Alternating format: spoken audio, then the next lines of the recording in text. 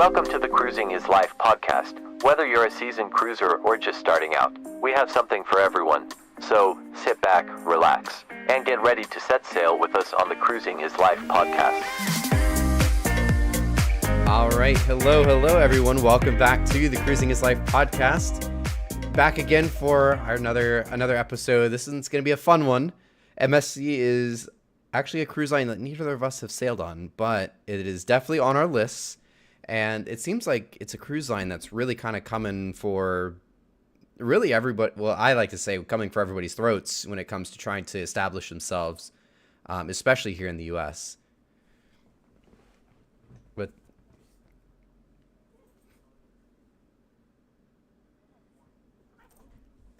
mm-hmm.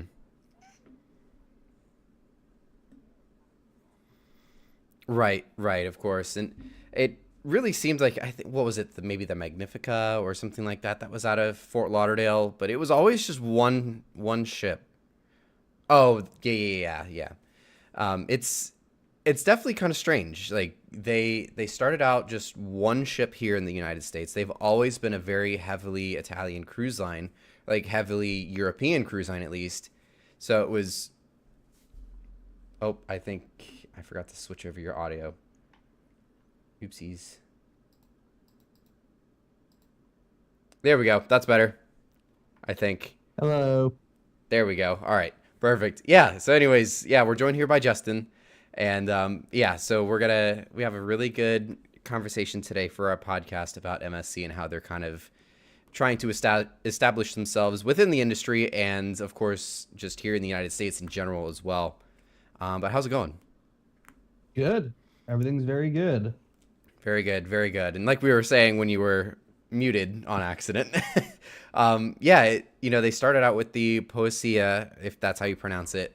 And that was in Fort Lauderdale. And then it was like the Divina. There were really only one ship here in the U.S. for sure. And again, they've always been mostly European based. All of their ships were always going to Europe with all the Divina class, is it the Divina class or the Divina is the last one? I'm not sure. I'm not familiar. Anything from the Seaside and newer, which is part of my point here. Anything from the Seaside and newer, I'm very familiar with, but anything prior, I'm not too familiar with. But it's all right. Right. And I think the Seaside, to my point here, is also just kind of what started it all.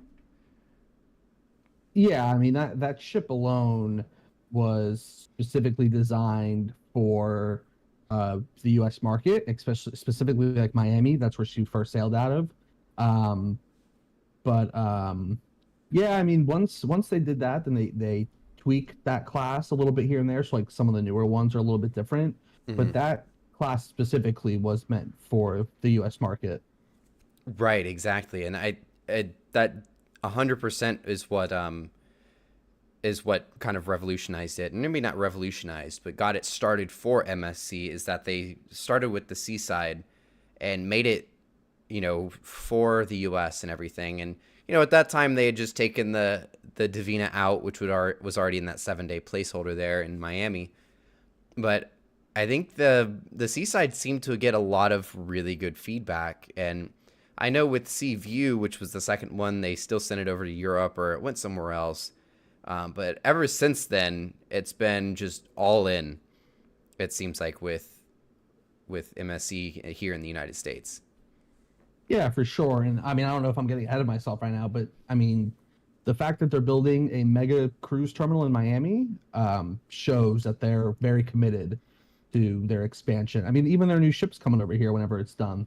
Right, exactly. They're putting, for a European cruise line, they're putting new builds and some of the largest ships in the world, new builds here in the United States, which is really saying something.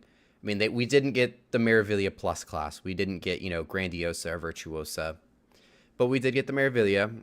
I think Bellissima went over to Asia, and I think is still, I don't even know where the Bellissima is. I haven't really heard anything of it since it came out, and this is because they never really did anything with it, it seems like. Right. But it's very interesting. We'll get a brand new ship here and there. We primarily seem to be getting the Seaside class, of course. But of course, we have the Meraviglia, which has done really well. not only here but in Miami, Canaveral, New York. Now, Hmm. they seem to be doing really well everywhere. Yeah, I like you said, I haven't been on MSC. You haven't been on MSC, but one of my sets of grandparents went on Davina and Seaside a while back, Hmm. and they loved it. Right. So yeah, there's a lot of good things about some of these ships. Yeah, and same with my grandparents that cruise. They've been on Davina and Seaside as well. Those are the two that they've done.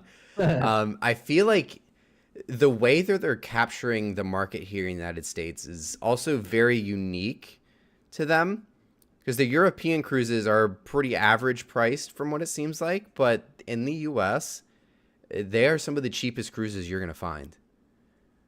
Yeah, it's insane how cheap some of the, especially the weekend ones out of Hmm. Canaveral. Yeah, They're dirt cheap. they're cheap. I mean, I was just looking at the Seashore. It was either today or yesterday. Wink, wink.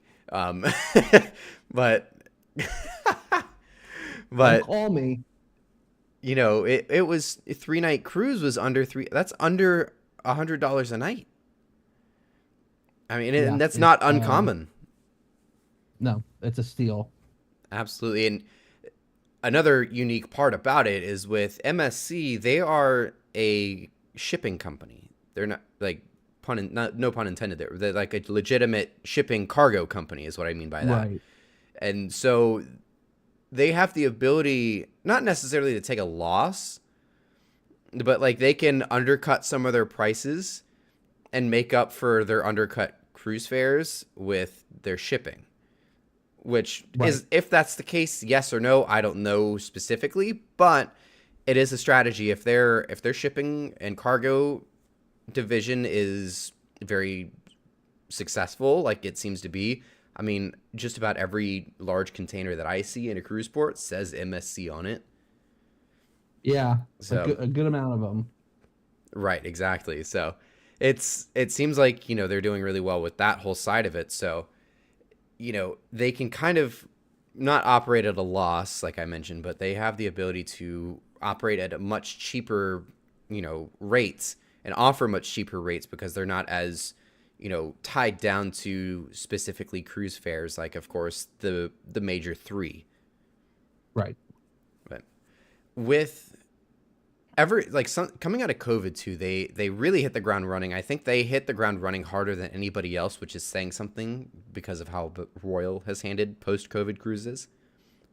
Would you like pre-COVID? I would always consider the big three, Royal, Carnival, and Norwegian. But ever since, I honestly kind of think of it as a big four now. MSC has established themselves so much just globally and throughout the industry that I consider it. The big three has really turned into the big four, it seems like. Yeah, definitely. I mean, there's still a chance you could call it a big three and put MSC in there instead of Norwegian. I was I literally mean, just about to say they that. have, yeah, they have. I don't think they even ever stopped construction Nope. during COVID, maybe for like a little bit, but they were still ordering ships and building stuff during COVID. They never Right. really stopped. So, yeah, they got a head start on some things that some of the other cruise lines. Not that they didn't have it already, but they kind of went backwards for a little bit. And I Hmm. felt like MSC was always going forward.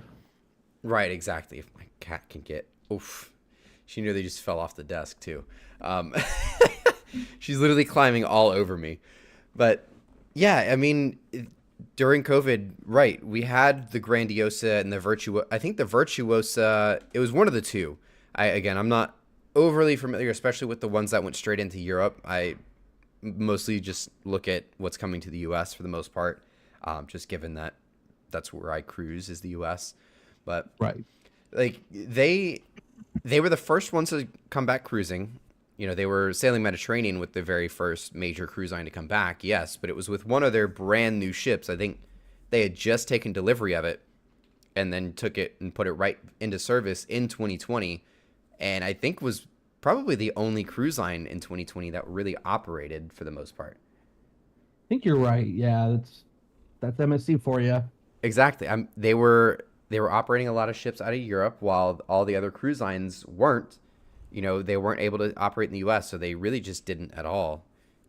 Was it heavily restricted? Yes.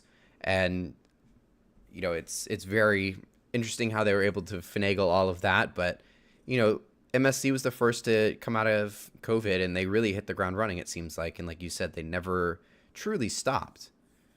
Right. During Yeah, COVID. it was kind of nice to see. Right. Yeah, and they were also going full speed ahead with the new terminal as well. I don't remember exactly when they started construction on it, but yeah, like we said, plans never really stopped for anything. So Right, exactly. Like we saw so many companies, like Royal, Carnival, Norwegian nearly canceled their Prima class. Like that was, what was going on. Whether I don't know if that was public knowledge or not, but I mean, most big projects from all companies, were very close to being scrapped just because of everything going on back then. But MSC, I mean, they weren't. I mean, they probably were like every other company, but they weren't posting, the massive deficits like the other cruise lines because they have the shipping company. I mean, cargo didn't stop, just cruise fares right, didn't stop. So they were still able to exactly. fund some of these brand new ships. My cat is all over me. I cannot get her off. Um, but they were not able to, like, they never stopped during that time. They were still building. They have the Eurybia now as well. That's another one of Hmm. the Meraviglia Plus ships. So they Yes. have Meraviglia, Bellissima, was it Virtuosa, Grandiosa, and now Eurybia. And Eurybia just came out in 2022, I believe. Like it's a brand new ship, maybe. Might have Or been 2023, I think you're right. like the summertime, I think, or just before the summer, something like that. Yeah, exactly. And so they had that coming out right as they had the World Europa as well, and now we're getting the World America. Yeah, and that's what they are specifically building that new terminal in Miami for, is to Hmm. accommodate that ship. Oh, absolutely. And I to go off of a point that I see here in the chat, that MSC does listen to customer feedback and make changes, and I think that's one really good thing about them, is they're adaptive. They're still kind of they've been in the cruise market for a while, yes, but they're adaptive. I think they're just starting to emerge as one of the big boys, and so they need that openness and adaptiveness when it comes to becoming one of the big boys if that's what they truly want to be. Right, and I think even with COVID, I think they were pumping out a new ship every year for like 5 or 6 years. It seems like. They've pumped out at least one massive ship, like Yeah, big mega one. ships. Yeah, It's not like they're putting out tiny little ones, like 100,000. It's funny that we live in an era that 100,000 ton ship is just kind of nothing, but right, that used to be like a big deal. But they're not pumping out 100,000 ton ships. They're pumping out 150 plus thousand ton mega ships every right. single year, at least one. They've pumped out two multiple times. I mean, Royal Caribbean, this is a fluke year because I think Icon was originally scheduled for 2023 and it wasn't originally supposed to line up like this. But if something that we see of Icon and Utopia coming out the same year, that's not normal. It wasn't even intended.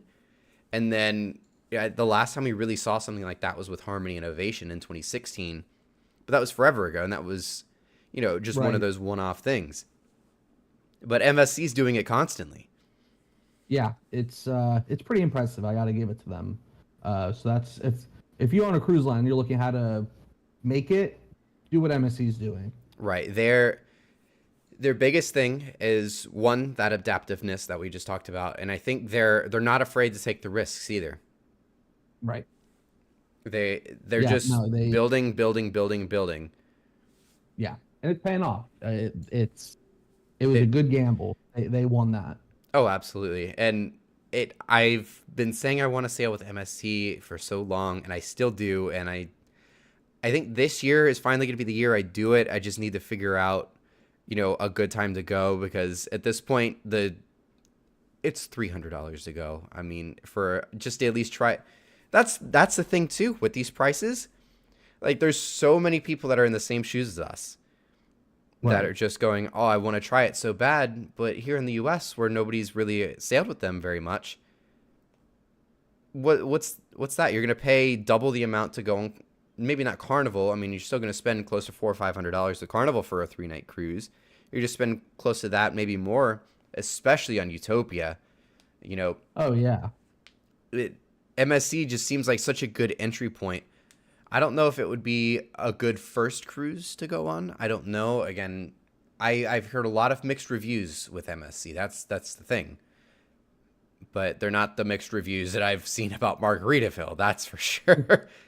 Right. Yeah. Absolutely. See if it. I've made my thoughts pretty clear about Margaritaville at Sea. I'm not very impressed with the reviews, and I don't see them changing. Whereas I've seen very, very good reviews about MSC, and I've seen some people just don't like them.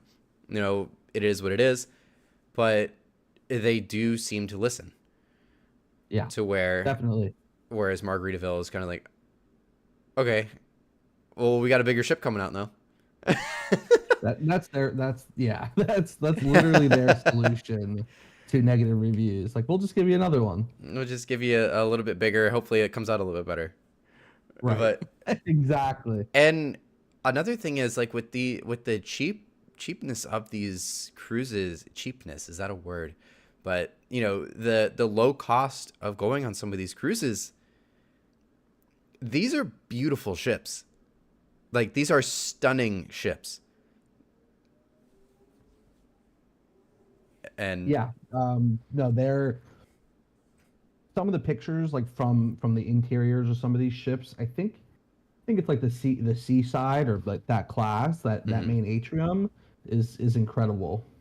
oh, absolutely. The Seaside class just in general, it seems so cool, like just what they've done with it. It's beautiful. The crystal staircases, I think that's like on all of their ships. Like that's Mhm. really neat. And then they have the LED panels that go all the way up the atrium with the bar at the bottom. I mean, that's one really cool thing about Carnival is those LED panels that they have on the Vista class. Right. But like you have that, then you have the whole like just like a beach club vibe type area in the back, like that huge open area in the back. And it looks like a condo building in the back, like the way it just narrows out too. It's so Right. cool. That's kind of how they were advertising the seaside when it was first coming out. Like that was Yeah.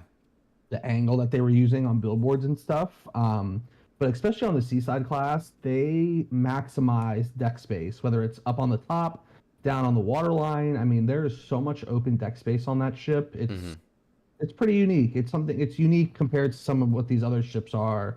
I mean, they're big and have a lot of outdoor space, but I just feel like it's not maximized, and MSC has done a good job at doing that.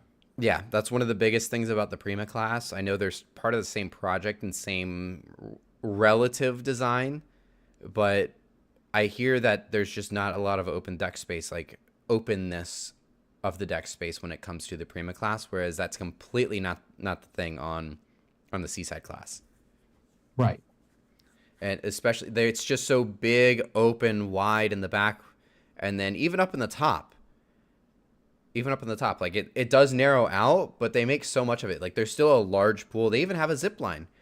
I Yeah. don't know if there's any other than just like that Crown's Edge thing on the Icon class. I don't think there's any other class of ship other than the Oasis class that have a zip line like that. No, I mean I guess the ropes courses don't count. But yeah, their zip lines those are more like riding on the rails than anything else. right, exactly. It's very interesting in how they're doing it for sure. And Yeah. but yeah, I like how they're doing it all, and you know, it just they seem to be doing everything right. And so with that, and I know you mentioned earlier, if we consider it now a big four, where would you rank them? Do you rank them above NCL? I'm gonna say no, only for the fact that I think Norwegian still has more name recognition. Mm-hmm. But I mean, other than that, if MSC keeps this up, you know, I wouldn't be surprised if in the next few years you consider MSC, you know, bigger not bigger in terms of like ships or whatever, but just like bigger in name. Because I feel like NCL is I don't even know how to put it. They're struggling with some things right now. So Yeah, their Prima class has not been the best. It's not a bestseller for sure. It was very, very highly anticipated, and then it came and it was like, oh. And there yeah. are some people that like the Prima class, and they are still beautiful ships. They're very nice ships. Hmm. But there's a lot of things that they didn't quite do right. I think a lot of people, the biggest complaint, and what I mean by they didn't quite do it right with NCL, it seems like, is that they took all the stuff from the big ships, all the Encore, the Bliss, Joy, and they crammed it onto a smaller ship.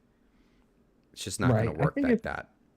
right, I think if they took that design and just actually designed it to be a smaller ship, I think it would have been nice. But like you Hmm. said, I think they designed it to be smaller and still wanted to put all these like new things that usually bigger ships would get. So I think if Hmm. they designed everything in terms of it being a smaller ship, like maybe didn't put a go-kart track on it, Hmm. maybe made the funnel a little bit smaller to have more deck space. I think it would have been a really good ship, but I think Yeah. they just missed it. Yeah, I think so. Honestly, I was very excited for Project Leonardo and the Prima class.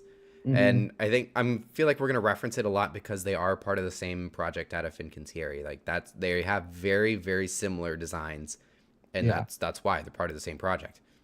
Um, but yeah, they just didn't quite lay it out right. They put too much on something too little. I liked the idea of bringing in a smaller ship, trying to give it more of a homey feel, a more Right. traditional cruise experience rather than going with these mega ships. Because, I mean, Icon, speaking from experience, is absolutely incredible, but it's massive. Not everybody wants to be on a ship like that. And even for somebody like me who loves the mega ships, that's cutting it close. And that was a massive ship, and I still didn't do everything that I wanted to do on that ship throughout that week. You know, Yeah. Yeah. I mean, it just, cruise lines want to do so much. hmm. And I mean, I love the fact that they want to build smaller ships. I think they should. Hmm. Um, but they have to do it the right way. And you can't build, I know we reference Royal Caribbean a lot, but you can't build a Voyager class ship and expect it to have everything that Icon has. Like Right. it doesn't work. No, not at all. Not at all. So, And we've talked about Project Discovery from Royal Caribbean coming up soon. That's something that Royal Caribbean's probably looking at closely is the feedback from the Prima class because it's not often that a cruise line is downsizing. Nobody's been mhm, downsizing actually, other than Norwegian, and it has not worked out well for them. right. But Royal has a specific target audience, and I think they could do a certain thing with like a certain way and just change it up and do the things that NCL didn't do. Hmm. Like again, and this will probably be said 100 times, but you can't expect to put everything from Icon onto the Voyager. Right. But So, and but then yeah, and that's NCL NCL is in a weird place too. They've they were at their probably highest point, and I feel like they were honestly kind of giving Royal a run for their money. Pre-COVID, I think Carnival is number one, and then NCL and Royal were like kind of neck and neck for number two because the Breakaway and the Breakaway Plus class ships were so good. And and yeah, and those are great MSC just ships. wasn't quite there yet. MSC just didn't have the recognition. Pre-COVID, they only had the Seaside and the Sea Right. View, and that was really it. Post-COVID, they've got 100 new ships now, and they have 100 mega ships. But like, Yeah, and I so think that's where they're once kind of coming into that big four topic now. right, and I think once World America comes out and she's out for like a year or two, Hmm. um, I wouldn't be surprised if NCL kind of takes a dip. Hmm. I think MSC is well on their way to becoming one of the big cruise lines out there. I mean, they already are, but Hmm. they're just in the process of building up that like name recognition. Right. Yeah. And I think I kind of checking chat here and there, but I see a lot of things, they're just getting started. I mean, if the last, 5 years, they've now been doing it since 2017, which is hard to believe that was, 7 years ago? If my math is right, crazy. 6 or 7 years ago. But ever since then, they've just been, seems like they're doing a lot of things right. And, even with the mixed reviews, I mean, a lot of people say that the food isn't very good. And yeah, that's a pretty important thing. But, there are a lot of people that enjoy the food, and it seems to be still very heavily European. Mm-hmm. That's the biggest thing I see. I think that's one of the big changes that they're going to have to make, at least for the ships here. But that should be a fairly simple thing to fix if they wanted to. Right, exactly. I mean, they're still learning the market, I think, is the biggest thing. Yeah, for sure. Just now that they have a lot more ships here and a lot more people are cruising with them. Right, exactly. And I think they're doing the right thing. They're in that unique spot where they can do it this way, but they're capturing people with cheaper prices. Whether it's the market that you want or not, sometimes you get a different clientele with cheaper cruise fares, but you're getting people the exposure to this new cruise line that's trying to become a big player and a big dog in the industry. Right. And they keep getting better and better. And like Birds in our chat here says, it's not that Norwegian's getting worse per se. I mean, the Prima class and the Viva, even the Aqua looks incredible. I mean, they're very beautiful ships. They're very nice ships. They weren't, execution wasn't 100% there. They're still very nice ships, but it's not that Norwegian's getting worse. It's just that everybody's getting better so much faster. Yeah, and it's nothing against NCL. Like you said, I love their ships. I mean, the ships are beautiful, especially the newer ones. But yeah, it's like you said, it's nothing to do with Norwegian getting worse. It's just they're not adapting. I don't even think that's the right word. They're trying to be unique, and they're not doing it right. Right, exactly. I think that's their problem right now. Right, exactly. And I think right now it seems like Royal Caribbean is running away with the cruise market right now. It's not even been close. Pre-COVID, it was Carnival, and Carnival, even then you weren't really able to touch Carnival. Even with the Oasis class, I mean, Harmony Symphony already out, for a year or two, but Carnival just has that name recognition that everybody knew and loved, and everything like that. They were launching Vista class ships. People loved the Vista class, the Dream class. But then coming out of COVID, Royal Caribbean just changed everything up. They pretty much re-entered the market, not as a new company, but like a whole new outlook on the industry, and that's exactly where the industry is going now. Yeah, it's been all Royal Caribbean pretty much since the post-COVID startup. It's not even close. It's crazy what Royal Caribbean has done. Even partnering like with the social media people, I wish we were part of that, but we're not. Right.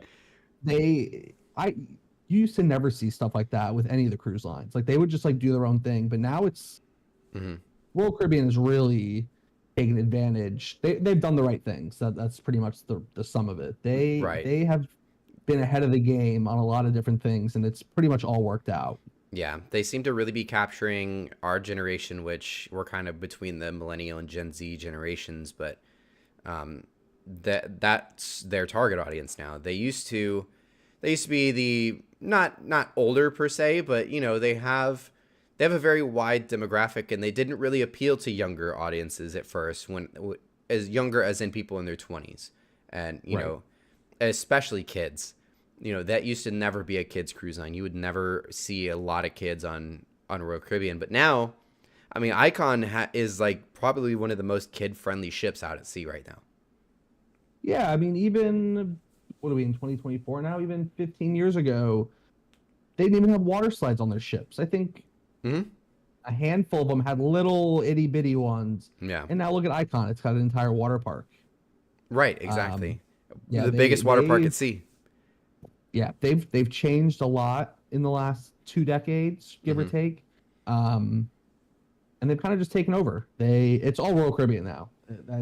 That's just a matter, I don't know what Carnival could do at this point right now to surpass that. I don't think they could. I don't think they can right now. Can't. You really can't. And the funny thing is, with the way that, the way that things are going with NCL, I mean, it seems like MSC is really creeping up and creeping up fast on NCL. Yeah. But the pace that MSC is putting out ships right now, we're probably a good 10 years away from it. But if Carnival's not careful, and they don't watch their backs, they don't continue to pump out consistently good ships. I mean, the XL class, phenomenal ships, best in the fleet, one of the best in the industry. But if they don't, I mean, their next ship isn't coming out until 2020. What is it? 2027, and that's just another a fourth XL class. If they're not careful, they have no plan. I mean, basically, by the time that fourth XL class comes out, there's going to be 4 World Europa class. Yeah, they're not stopping. MSC is not stopping. Carnival needs to watch their backs too. They've got a good 10 plus years probably until MSC is going to start giving Carnival a run for their money. But Carnival's got to prepare for that. Yeah. So yeah, it's been very interesting to see over the last 10 years or so. Not even watch MSC come up because like I said, it was just.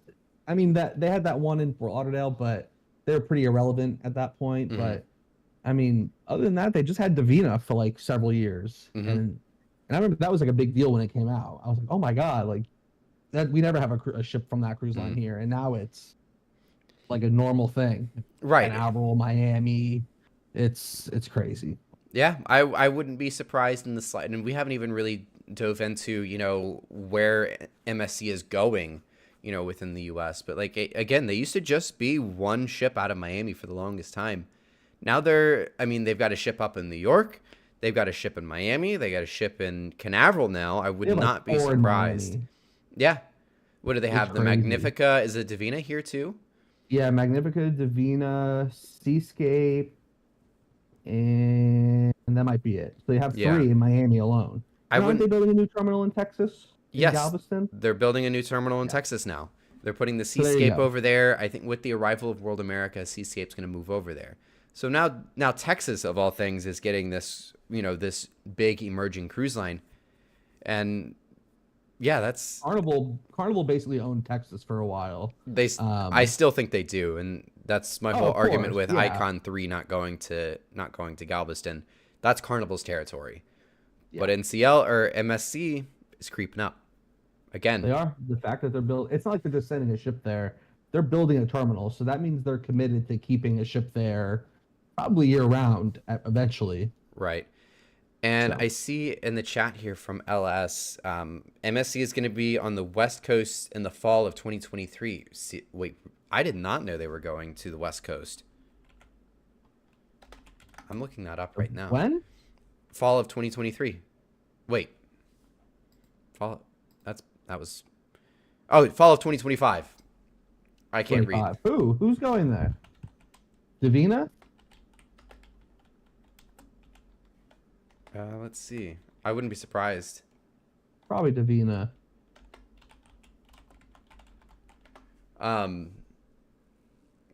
Yeah, it's really weird though. I mean, they've just come out of nowhere, really. Yeah. No, it's cool. I love to see it. For sure. Maybe we'll get a small one in Tampa. Maybe we'll get like the orchestra or the Magnificent, whatever they're called here. The Magnifica? Yeah, just something like that. We got the room. Come on over. For sure. It says... I don't know. Whatever. Bellissima is showing up on this. Oh, whoa. Okay, so they're putting a Meraviglia class ship. Damn. That's impressive. That's interesting. Yeah, for real. That's impressive. That's very impressive. I mean, that's a nice ship too. I mean, the Meraviglia class is one of their best ones. Yeah.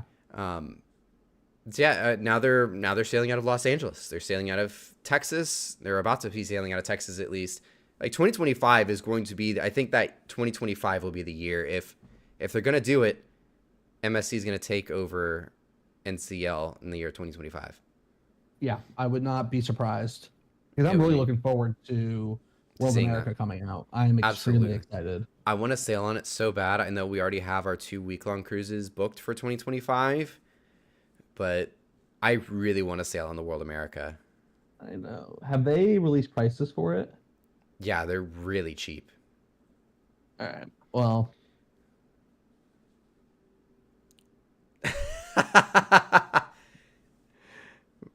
all I'm right. Whatever. I guess we're going. yeah, we'll have to figure something out. But I like World America's 7 night cruises were like $700 for a week per person. Like Hmm. that's incredible. Interesting. Yeah. But it's I wouldn't be surprised if because they just ordered 2 more of those. I wouldn't be surprised if they doubled up the world class here in Miami. They might as well. They're building a brand new terminal. What's the point of having one ship? I mean, they have the other ships there too, but Right. I you know, know. it would be cool if it's like if they doubled it up and kept like Seascape there doing like crazy long itineraries and like every other week or something, it's like one of the world class ones and then like the Seascape there or something in at that terminal. That'd be That'd be crazy. so cool. That'd be so cool. I mean, that terminal is technically built to handle two world class ships simultaneously. My question is though, they have that agreement with Royal so that Royal Right. can use that terminal too. What's Royal's plan? Are they going to have like Icon and Oasis there like on the same day? I think it's for the ships that are supposed to be like independents. That are the ships are supposed to be at G because they're renovating G. Ah, I gotcha. Okay, that So makes like sense. so like when I was on Icon when we had Independence down at G and Seascape, it would have been Seascape and the Icon. That would have been crazy. Right That back to back like that. that would have been really cool to see for sure. It, yeah, it's going to be very very interesting, and they technically have the capacity. That's what they're building that terminal for. But Yeah. I don't think they actually will. But that shows that they're planning to put ships that are multiple MSC ships, like double MSC days, Oh yeah. in Miami of all Yeah. places. Yeah. It's Miami's getting out of control. They need to rearrange the whole road system in there. It's just not doing it right now. Yeah, I mean that's what Dimitri just said in the chat here. Is it's a logistical nightmare right now. Yeah. But We'll see. We'll see what it's happens. But yeah, MSC's coming, folks. They're on MS their way. MSC's coming and they're coming fast. They're coming. I like to make the reference. They're coming for Yearly. everybody's throats. I mean, Eurybia Yeah. is a massive ship. Huge. Eurybia, Virtuosa, Grandiosa. Those are 180,000. Those are Mardi Gras sized ships. Yeah, it's great. Like you said, they're pumping out ships every year, and they're not small ones. They're No, huge. they're They're, massive. I don't know how they're doing it, but they are, and it's Yeah. it's great. I wouldn't be surprised at all either to see them whenever this new terminal in Canaveral comes out. Whenever that happens, they seem to be taking their sweet time with it. Who knows what Canaveral's doing right now? But I wouldn't be surprised if we start getting 2 MSC ships. They could like a Seaside class and like a Divina class or a Meraviglia. That'd be cool. That would That would be be really awesome. neat. Like if we got a Saturday MSC and a Sunday MSC ship, Right. that would be amazing. I'd Yeah, love you to only see have that. one MSC ship here now, and it's only doing 3 and 4 nights. So it'd be like Yeah, nice if they did that and then it does a ran random 7. It's It'd be weird. nice to have a full time 7 nighter. Yeah, that's what I'm saying. If they want to do, even if they want to do what they're doing now, a Sunday 7 night cruise, but then add to the Monday Friday lineups if they want to add the 3 nights Yeah, on that instead of doing I that mean they weird Thursday to could. Sunday. Yeah, There's a lot of different options they could do, and you know, it's Canaveral is one of those ports that are blowing up, and I think MSC really has their eye on it as well. They seem to be doing very well out of there, surprisingly, yeah, because for real. MSC gets a lot of international and fly-in travelers. That's why they leave later. Yeah, that's exactly why they leave at 6 o'clock. With the ship spotting videos, they're always one of the last ships out, and that's because Yep. they want all the international people to come in, whether even though it's a 3-night cruise, yeah, but they still have such a large presence over in Europe that usually their fly-ins probably stay back-to-backs, things like that. Yeah, and I mean, even in Miami, they were leaving at 7 o'clock when they first started. Like Davina, when she first started sailing year round, she had a 7 o'clock departure. I never watched her leave. Yeah, and it's really cool to see that they seem to be progressing and getting better with it too, because now they're leaving at 5. Yeah, they're getting the hang of it. Yeah, they really are. I mean, over the last, especially since we've started ship spotting, over the last 2 to 3 years, it's been always at 6 o'clock. Meraviglia was always 6 o'clock. Even Seaside, Divina was always 6. Right. But now Seashore has always been 5s, 5:30s. Like, it's been pretty consistent with that too. Yeah, I'll take it too. Yeah, for sure. If it's not dark out, as cool as nighttime departures are, they come out horribly for videos. Yes. So they sure do. But I'm glad to see that they're doing that. But Canaveral is still, I feel like, an untapped market for them. Still, I mean, they've tapped it, but they haven't fully tapped the potential of Canaveral. Right. I wouldn't be surprised if in the next 2 years or so they put 2 ships there year round. Yeah, absolutely.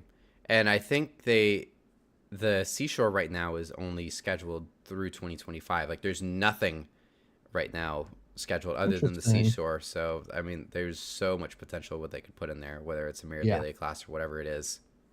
Right.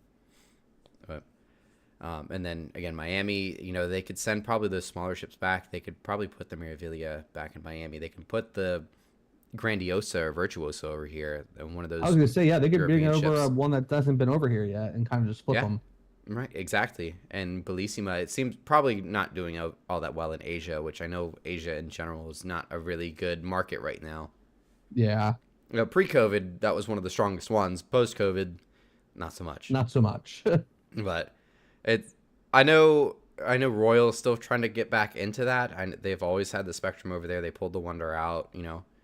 I feel like people get the misconception that Joy was pulled out because it wasn't successful. But it was more because the demand for Bliss was so unbelievably high, and I think that's when NCL was at its peak.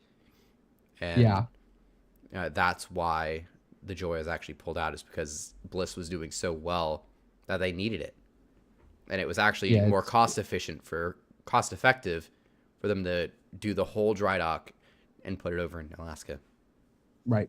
I'll take it, though. I love having the Joy over here. Absolutely. I cannot wait to sail on that one. Yeah, no, it's crazy. But yeah, it's really incredible, and NCL just they're not quite keeping up, even with all the stuff that they're doing, like the Joy and the Bliss, the Encore.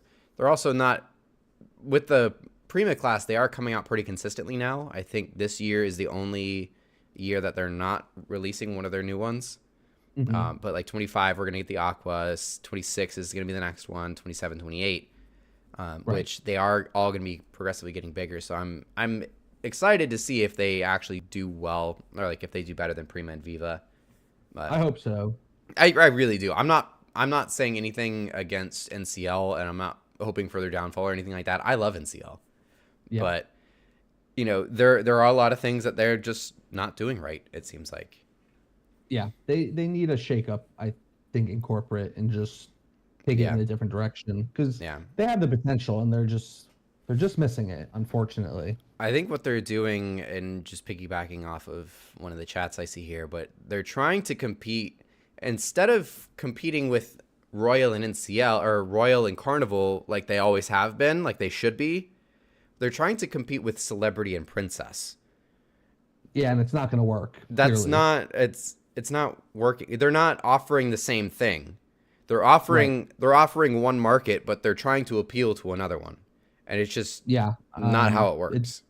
It doesn't work like that, and it's pretty clear that it's not working for them. Exactly. So I'd like them to go the opposite direction and try and compete with. Because I mean, will they ever pass those 2 cruise lines? No, but if you can keep up with them, I think it'd be great.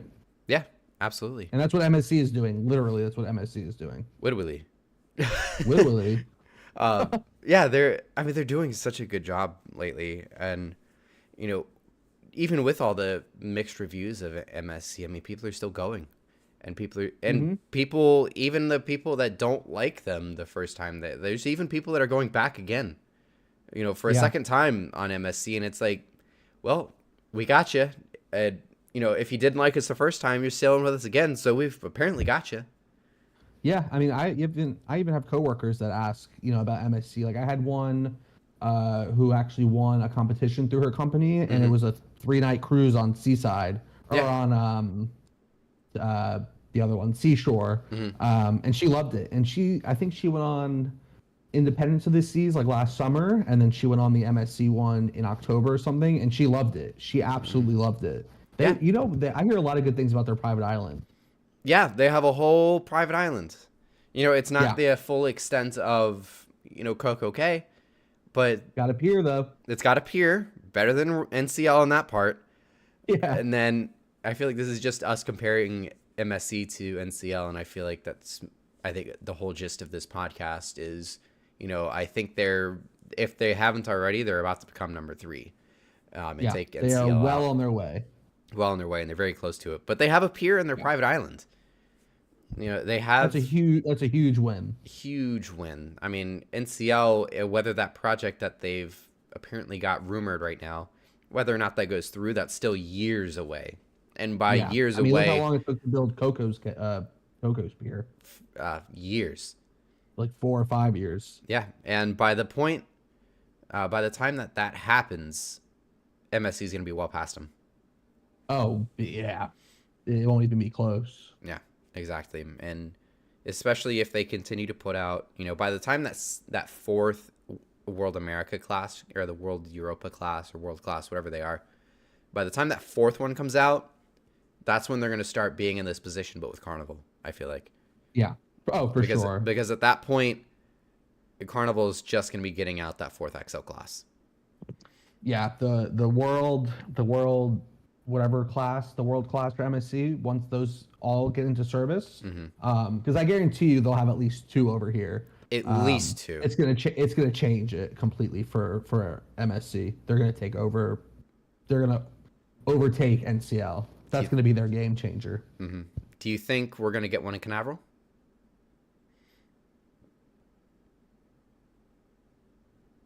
I think first of all, I don't think it could fit at 10. No. So they would have to... Actually, I bet you... Oh, light bulb moment. Hear me out. Cruise Terminal 4 in Port Canaveral, because it's going to be on that little side piece on that south side of the pier, or the port.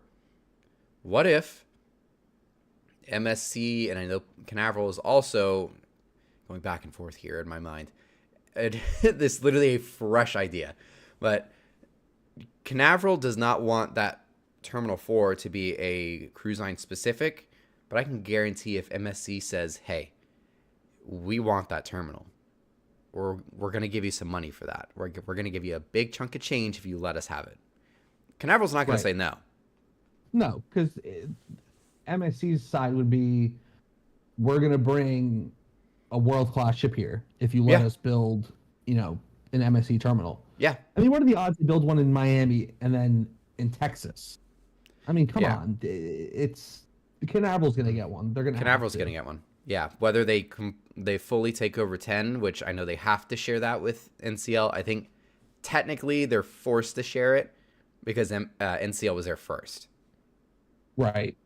But I think, so let's say 4 goes for MSC.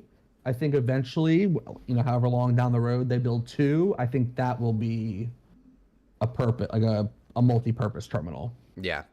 They're gonna want to get a cruise line specific one in there first, because that's guaranteed, like ships coming in. Like no cruise line's gonna build a ship or build a new terminal and not put a ship in there. That's why they moved.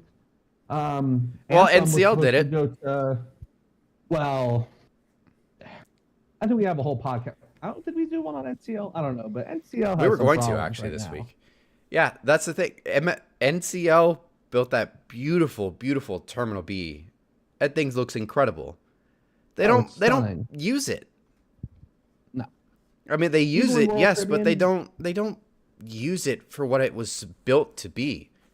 No, you have the Pearl docking there. Really? You have the Pearl dock. You don't really have a full year-round ship in Miami like you used to. They used to have the Escape was there year-round. And then, of course, you get all the seasonal ones. They used to have 2 ships. They used to have the Getaway and the Escape year-round out of there. But now I mean, even before that, they used to have like 3. It used to be like the Pearl, Dawn, and Jewel were rotating. Like Pearl and Dawn would do like the 7 nights. Jewel was mixed in like 5 and 9 nights. And then it was Epic and Pearl 7 nights. Then it was Getaway and Epic 7 nights. Then it was Escape, Getaway.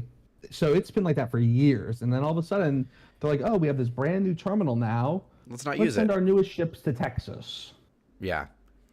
Like, okay, that doesn't make any sense. Exactly.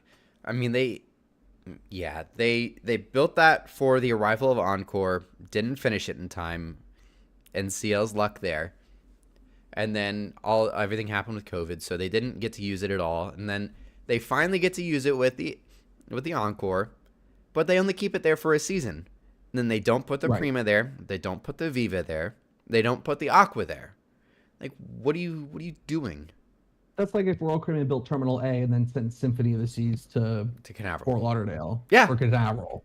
Exactly. Like, why? And then they just stick Adventure there. Like, why would you do that? It just doesn't seem like they're making too many strategic decisions here.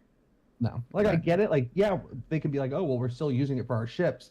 Like, yeah, but you don't spend $200 million. I don't know if that was the price tag, but you don't spend $200 million on a terminal for ballpark. Probably it's probably more than that. You don't do that to put old ships there. You don't do that to put the Pearl there. It's nice to have it if on a Wednesday the Pearl came in and you said, oh, we have a perfect terminal for you to go to. But when it's a Saturday and it's a Sunday, like I get like Encore's there on Sundays, no problem. But you have the Joy there on Saturdays. Like, there's nothing wrong with the Joy, but I would rather have the Prima there or the Viva. You know, why is Norwegian sending their newest ship to Puerto Rico? Send the Encore to Puerto Rico and put the, I don't know. Maybe, what do I know? I'm just an idiot. When's the last time a major cruise line had sent a brand new ship to Puerto Rico either? Never, ever. Never, ever. So I don't know what's going on over there, but maybe we should apply for a job and take over. I think we could run NCL. I think we could too. I got some great ideas. This won't even be a problem if we were in charge. No, I'm just kidding. We'll have other problems, but not this one. Yeah. But yeah, I mean, it's back to MSC. I mean, back to the whole world class. I mean, that would be a great way for them to compete with Star. Oh, for sure. Right, they're basically sister ships. I'm pretty much. Pretty much. I mean, the ugly sister. It's a good and bad thing, but MSC is taking notes from what Royal Caribbean is doing. Royal Caribbean is doing everything right. Yeah, the running joke is that they keep ripping off all their ships. They keep doing everything that Royal Caribbean is doing, but it's working. They're getting around it. It's working. They've got bumper cars on their ships now. They have that little robotic arm that's supposed to be kind of like it's like a mix between the robotic bartenders, but it's also the like the Harry Potter ride. Little Harry Potter ride. Adventure. Yeah, exactly. Like for those of you that know, Yeah, it's like the little chair that swings you around and does all this and that. But they have that, which is kind of a mix for a couple different things that Royal Caribbean's done. They have the bumper cars, they have the roller skating on the world class ships. They have obviously the split structure, which is very unique. So cool. It is really cool. And that boxy design now reminds me more of the Icon class than the World class, or than the Oasis class. I mean, but the Oasis. I like the way the Oasis class is though. It's very. It just looks right. Like there's something wrong with Icon. I just think it's too bulky. I feel like the Oasis class complements the way it like narrows at the top and the balconies kind of curve in a little bit. I don't know. That's just my opinion. The Oasis class is probably one of the best ship designs in a long time. Not that the Icon isn't, but the Icon has a very interesting. It's more futuristic. Oh, absolutely. It's definitely strange, and they also have the 10-story slide on, or I think it's 11. Something like that. It's World a Europa. snake. A snake, a snake. A snake. I'm a snake. I'm glad we both started making that reference. Of course, you have to. Exactly. But yeah, there's so many things that MSC is doing that Royal Caribbean's doing, but Royal Caribbean's doing everything right. So if you're an emerging cruise line that's trying to make a name for themselves in this market, why wouldn't you do that? Yeah, they're doing the right thing, and it's very exciting. And I look forward to the next generation of ships that they come out with. Yeah. So we have the Meraviglia Plus ships seem to be done for the most part, at least to my knowledge, with the Eurybia. So it's just the world-class ships on order to my knowledge. When do you think we hear about their next project? I think, so they have 4 world class, right? It's going to be 4. They have Yes. 4 ordered. Yeah. I think it'll either be in the middle of the construction of the 3rd one or in between the 3rd and 4th one, if that makes sense. Yeah, I could see that. Like, I think that's when we'll hear about it. I mean, it could be sooner than that, but I don't know. But I think that's when we'll hear about it, as they're getting closer to finishing this class. Yeah. So World Europa was delivered October of 2022. World America is planned for this year. It says, that's what Wikipedia says, but I don't think that's actually accurate. I think it was coming next year.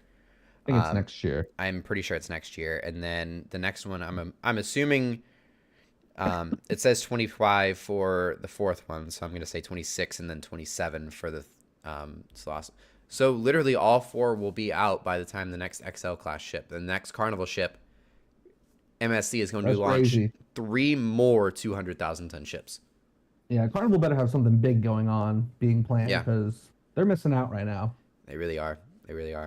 But that's going to be a very exciting class of ships. So, we're already starting to get I feel like the next wave of, it's maybe not yet, but it's definitely coming very soon, the next wave of generation ships. I think Carnival, there's already been rumblings of Carnival's next-gen ships, which we ended up with a 4th XL class, but I don't think that rumor is dead just yet on their next-gen ships being 200,000 tons. I think that's coming still. I think we get that.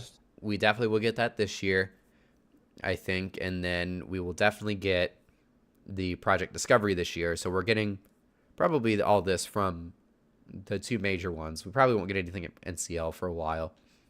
But if that's the case, I think MSC will probably just reveal their next project, and I wouldn't be surprised, knowing them, that it's slated for 2028. To launch alongside the 4th world class.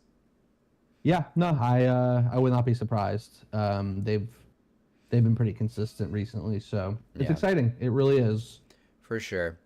But yeah, with that, I feel like we only scratched the surface with everything with MSC, but overall, I think over the last couple of years, they've definitely turned the big 3 into the big 4, and I wouldn't be surprised within the next probably 2 to 3 years that they become number 3, and kind of start really making a name for themselves with the world-class ships here in the U.S. with World America, and probably the next one after that.